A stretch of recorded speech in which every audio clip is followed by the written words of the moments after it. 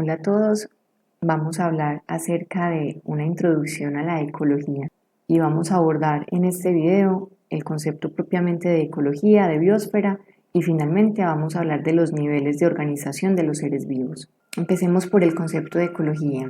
La ecología es una rama de la biología que se encarga de estudiar a todos los seres vivos, que llamamos factores bióticos y también a los elementos no vivos que consideramos como factores abióticos. Pero no solo a estos dos factores se va a estudiar desde la ecología, también a sus interacciones, cómo se relacionan esos seres vivos entre sí y también con los factores abióticos. Ejemplos de factores abióticos, hablamos de todos los seres vivos, ¿cierto? Animales, plantas, microorganismos, entre otros. Y cuando hablamos de factores abióticos, hacemos mucha alusión, por ejemplo, a ciertas condiciones, entonces a la humedad, a la temperatura, al aire, al suelo, ¿sí? Que si bien no tienen vida, regulan y condicionan a los seres vivos. La ecología es un término que fue propuesto o acuñado por un biólogo de Alemania, Ernest Haeckel, y se apoya de múltiples disciplinas porque siendo una rama de la biología necesita un respaldo de otras disciplinas para poder avanzar y tener desarrollo en el estudio de comunidades y poblaciones o en cuanto a cualquier nivel de organización que quiera enfocarse. Por ejemplo, las matemáticas a través de la estadística, también la bioquímica, la física, la química, la geología. Hay muchas ramas que son auxiliares o disciplinas que apoyan los estudios en ecología. ¿Y la biosfera qué es? La biosfera es un conjunto de todos los seres vivos del planeta y las interacciones que tienen con el medio físico donde viven o habitan. Ese concepto de biosfera viene del griego vivo, bios, que significa vida, y faria, que significa esfera, por lo tanto se puede considerar como una esfera que contiene vida. La biosfera contiene tres capas integradas, que son la atmósfera, la litosfera y la hidrosfera. La atmósfera es la capa gaseosa que contiene la Tierra. La litosfera es la capa rocosa, superficial, o mejor la parte sólida de nuestro planeta Tierra, y la hidrosfera es el conjunto de todas las aguas que hay. Entonces, parte gaseosa es la atmósfera, litosfera es la parte sólida y la parte líquida es la hidrosfera. ¿Cuáles son los niveles de organización de los seres vivos?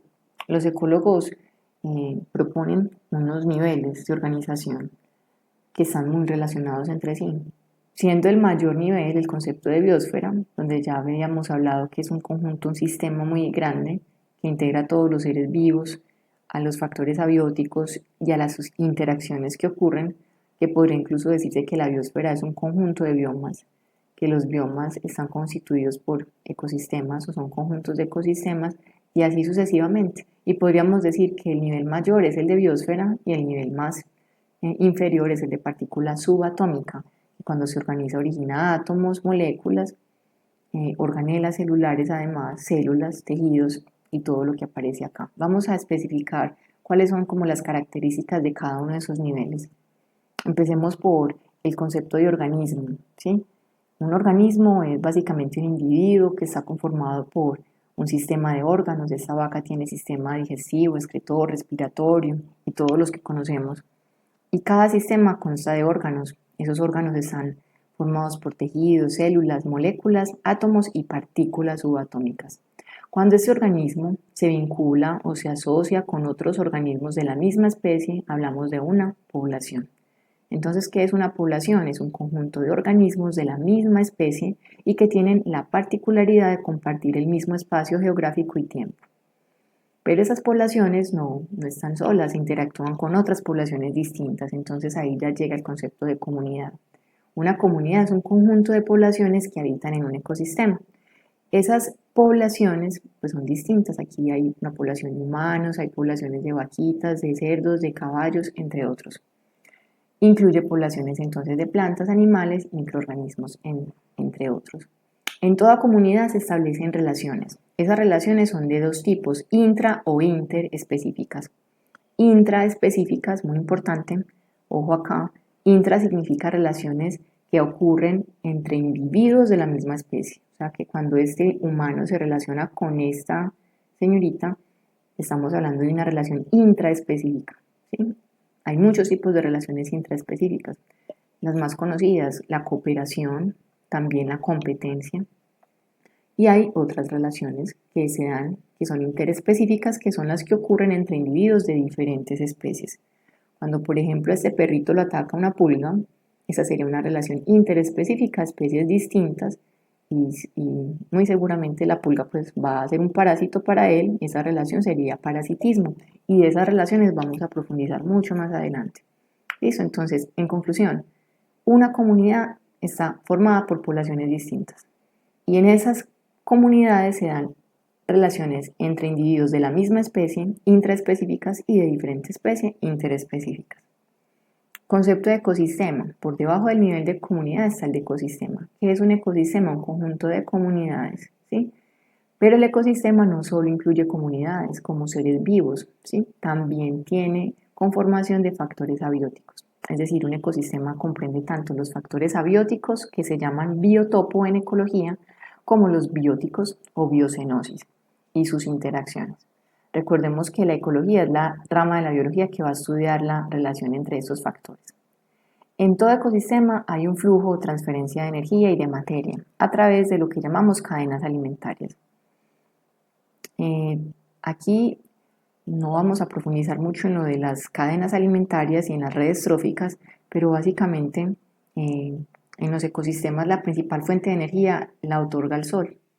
El sol es tomado por las plantas para hacer la fotosíntesis, y esas plantas realizan pues ese proceso, producen oxígeno, producen alimento, y todos los otros organismos que están en niveles tróficos superiores pues se van a ir alimentando de ellos, y va a haber una transferencia de energía que va disminuyendo porque mucha de esa energía se va a disipar en forma de calor, y también hay un reciclaje de materia que la facilitan los microbios, por ejemplo, bacterias, hongos, y también organismos que son detritívoros, que se van a alimentar de restos de materia orgánica muerta. Pero ese tema de energía y materia lo vamos a profundizar en una próxima clase. Entonces, ese ecosistema, que está formado por comunidades, pero también por factores abióticos, tiene una clasificación que son básicamente ecosistemas terrestres, acuáticos y mixtos, que involucran una combinación de estos dos. Hablamos del concepto de bioma. Miren acá qué bonitos estos biomas. Son extensas áreas geográficas que tienen una flora y una fauna característica.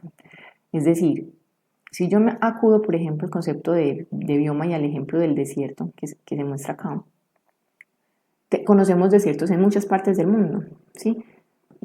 Acá en Colombia tenemos desiertos, pero también en Chile, el más árido, el Atacama, pero también está el desierto del Sahara. Y siendo en lugares tan alejados, tan distanciados, hay características que son comunes en cuanto al suelo, de pronto en cuanto a la temperatura, a la presencia de ciertas plantas, ¿sí? E incluso en algunos casos animales.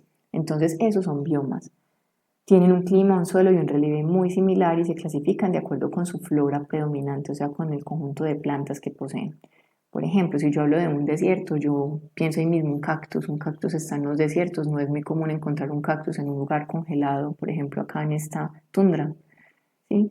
Y ese cactus tiene que tener adaptaciones para vivir ahí. Lo mismo este oso polar para vivir en esta tundra. Tiene que tener pelo, tiene que tener grasa y muchas otras adaptaciones. Incluso tiene que reducir su metabolismo, hibernar, para poder sobrevivir a esas temperaturas. Entonces, cuando hablamos de biomas, son lugares que tienen suelos muy característicos, relieves parecidos, temperaturas, precipitaciones, o sea, lluvias muy similares, y los ecólogos agrupan a esos biomas en 4 grupos que vamos a profundizar también después, que son la tundra, el bosque, el desierto y la pradera.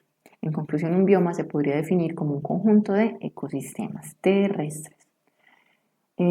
Así visto, yo podría decir, o se podría decir, que la biosfera es un conjunto de biomas, que los biomas son conjuntos de ecosistemas, que los ecosistemas están conformados por comunidades, las comunidades por poblaciones, y las poblaciones están conformadas por organismos. Y así termino esta explicación. La invitación es: hay que cuidar el planeta. Tenemos una riqueza todavía que hay que cuidar.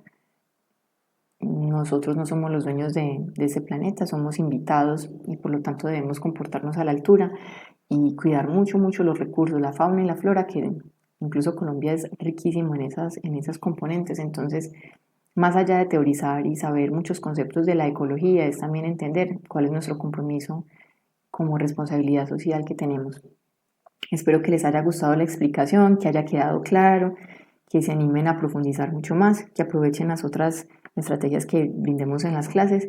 Y estas son básicamente las fuentes de consulta en las que me fundamenté para esta presentación y los créditos de imágenes que no se pueden obviar. Entonces, muchas gracias por escucharme y espero que les haya gustado.